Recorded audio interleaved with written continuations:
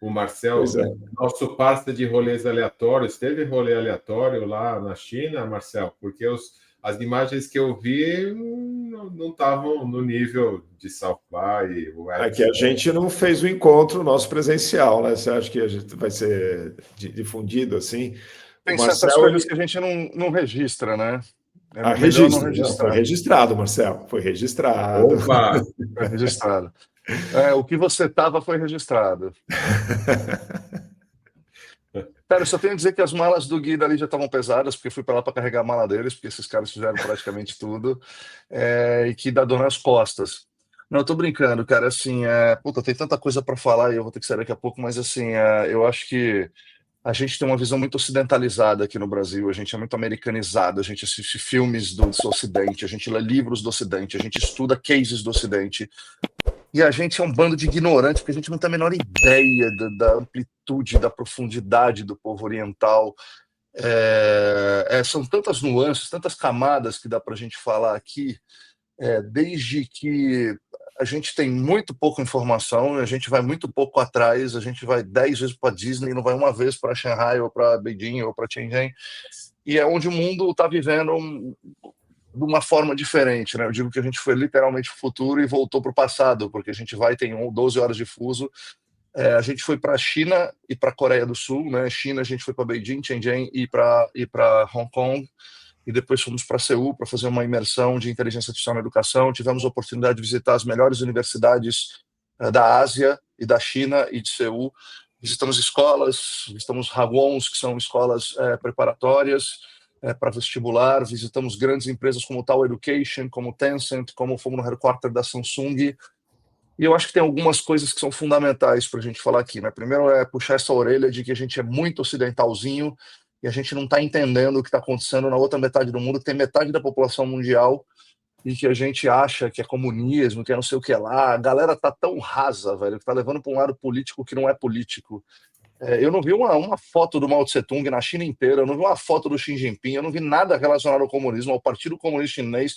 Ele é um país tão capitalista quanto qualquer outro, mas tem uma diferença. Lá, quando são coisas que ultrapassam os interesses coletivos e da sociedade, como na educação, o lucro é controlado ou o governo toma conta daquilo. E isso faz muito sentido. Porque, veja bem, as escolas não podem cobrar os valores que elas querem lá. O governo impõe um limite de lucro. Isso faz muito sentido, porque senão, se você pode botar a qualquer custo e gera um poder econômico muito forte, você dá acesso a muito pouca gente. Então, nesse caso aí, muita gente vai torcer o bico e falar, pô, mas isso aí é ditadura. Cara, para mim não importa que nome que você quer dar para isso. O ponto é o seguinte, eu vi uma chinesa numa rede social falando o seguinte, existe uma diferença de conceito de liberdade no Ocidente e no Oriente. No Ocidente, nós somos países que fomos colonizados ou invadidos, ou seja lá o que for que a gente vai dar esse nome, aonde foram colocados governos mandatórios, goela abaixo para a gente. Ou seja, liberdade no Ocidente é você não ter o controle do governo. Então, você pode estar vivendo na miséria, você pode ser controlado por algoritmos nas redes sociais, mas você é livre quando o governo não manda em você, você pode fazer o que você quiser. No Oriente, esse conceito é muito diferente. Como eles não foram colonizados, não foram invadidos, quer dizer, tiveram várias guerras, várias batalhas, mas eles sofreram muito com a fome e com a miséria por muitos anos. Então, a liberdade para eles é estar livre da fome e da miséria. Mesmo que para isso eu preciso ter um governo que controle tudo. Que num lugar onde você tem 1 bilhão e 400 milhões de pessoas, eu não tenho ideia de como fazer melhor do que eles estão fazendo. Porque você vê as pessoas falando o que elas querem falar, você vê as pessoas fazendo o que elas querem fazer, numa determinada regras bem rígidas que controlam algumas coisas que você não consegue organizar isso. Eu não consigo imaginar outra forma de fazer isso, não vi outra forma de fazer isso no mundo, e eu não acho que é antidemocrático, tá? Isso é uma opinião pessoal minha. Então, isso quer dizer que o que é liberdade? O nosso conceito de liberdade é diferente do conceito de liberdade oriental, e eu tenho que confessar que talvez o conceito de liberdade nosso ele é muito deturpado, porque a gente tem uma sensação de liberdade, quando, na verdade, políticos, bandidos, todo mundo meio junto, empresário, a gente não sabe quem manda em quem, é só interesse do capital, é cada vez mais desigual, cada vez mais violento, e lá você vê que isso não acontece. mas tem um preço a se pagar. Então, não estou falando de política. Se alguém quiser levar isso para discussão política, por favor, não me escute, desconecte aqui, deixa de me seguir, pode me ignorar, porque para mim é uma discussão muito rasa quando a gente fala disso. Uma outra coisa que eu vi interessantíssimo na China é a conversa lá não é sobre quarter, não é sobre ano. Lá a conversa é sobre projetos de longo prazo. A gente foi numa universidade que uma das pessoas que estavam com a gente perguntou: pá, me conta aí qual que é a tua meta numérica para o ano que vem. E o cara também achou meio estranho, você lembra disso, Gui? Ele achou meio estranho e falou assim: cara, não se faz nada relevante em um ano. A gente tem metas de 3 meses porque eu preciso saber o que eu estou fazendo. Mas o nosso projeto, então, você vê que é uma mudança de perspectiva bizarra, de estou preocupado com o número, estou preocupado em fazer certo. A gente foi numa aula de inteligência artificial lá, Gui, lembra? A gente assistiu uma aula de inteligência artificial para crianças de 6 a 8 anos. É aí, óbvio que a gente estava numa bolha, a gente estava nas melhores escolas, a gente estava. É que nem um chinês vem aqui para o Brasil ficar na Oscar Freire e na Avenue. Eu entendo isso. Mas eu não vejo isso acontecer nem na Avenue, nem em nenhum lugar no Brasil. Então, é muito importante eu falar que não é porque a gente estava lá que a gente não possa fazer aqui. E aí, eles estavam muito menos preocupados em vamos gerar uma imagem, vamos ganhar produtividade usando a IA, e estava muito mais preocupado no seguinte: vamos identificar se essa imagem é verdadeira ou é fake? Olha só, a simetria. E aí ele conectou com o conteúdo de simetria que ele estava falando.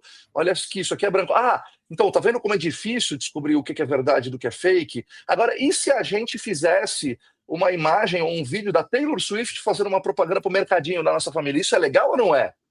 Cara, eu fico arrepiado de falar, porque antes de falar de produtividade, eles estão ensinando as pessoas a usarem as ferramentas, primeiramente se preocupando com o que é fake, com privacidade de dados, com o que é legal e não é, com regulação, com copyright, de uma forma lúdica, cara. O professor, eu quis dar um beijo, um abraço no cara, porque o cara consegue fazer de uma forma estruturada. E a preocupação, quando eu dou aulas, o workshop aqui no Brasil, tem 2 coisas que acontecem. Cara, a gente precisa ganhar produtividade. Cara, bota IA para resolver qual problema. As pessoas nem sabem que problema elas querem resolver, elas estão querendo botar IA e isso está uma palhaçada. E aí, por isso que 95% dos projetos não estão dando certo. Não é culpa da IA, é da forma como as pessoas estão utilizando.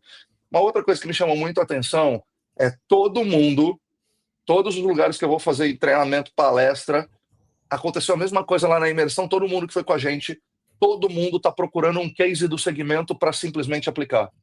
Todo mundo. Marcel, me traz um case do segmento para aplicar. A gente acha que o mundo virou um plug and play, que eu vou simplesmente pegar as coisas. Ninguém quer testar, ninguém quer criar o case. A gente quer pegar case pronto e aplicar. Não existe.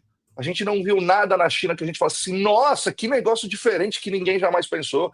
Nossa, que tecnologia que ninguém mais pensou. Nossa, como eles estão fazendo negócio. Cara, já sei, eu vou falar isso na minha palestra, todo mundo vai ficar milionário. A gente está viajando nessa história de querer 5 dicas para ficar rico, 10 dicas para o sucesso, 3 dicas, 3 passos para você implantar em A. Traga um case de sucesso. Não existe case de sucesso. Os cases de sucesso estão sendo criados nesse momento.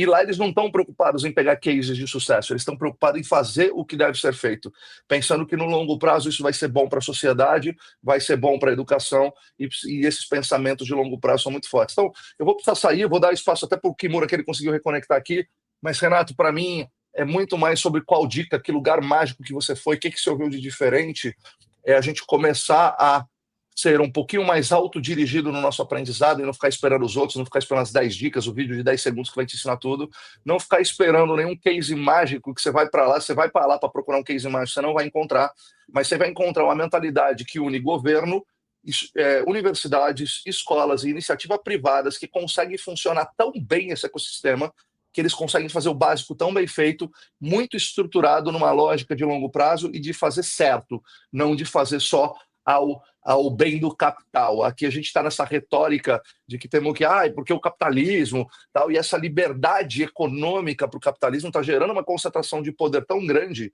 que a gente acha que a gente tem liberdade aqui e nós viramos escravos cognitivos. Então já deixava a bola pingando aqui. Tá vendo porque eu não falei muito?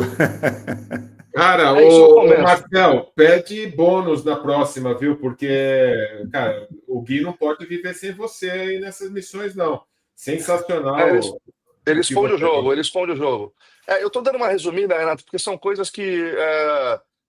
cara, mistura muita coisa. Eu acho que daria para a gente fazer vários episódios sobre isso, mas eu acho que na essência, para mim, o que me ressoou muito mais forte para eu poder falar aqui em 8 minutos que eu falei aqui, foi esses pontos, assim, da gente mudar a nossa perspectiva e olhar para o Oriente com mais curiosidade. Não para fazer um copy-paste, mas o que a gente consegue aprender de lá, e a gente não tem nada que a gente não possa fazer aqui. A gente é muito mais criativo, a gente tem muito mais flexibilidade, a gente é muito mais interessado em olhar para o mundo até do que eles próprios. Se a gente tiver um pouco mais de juízo, um pouco mais de seriedade, um pouco menos de viés, virar menos massa de manobra de redes sociais, de mídia, e investigar e olhar para o Oriente de uma forma diferente, a gente tem muita coisa para aprender de lá, velho.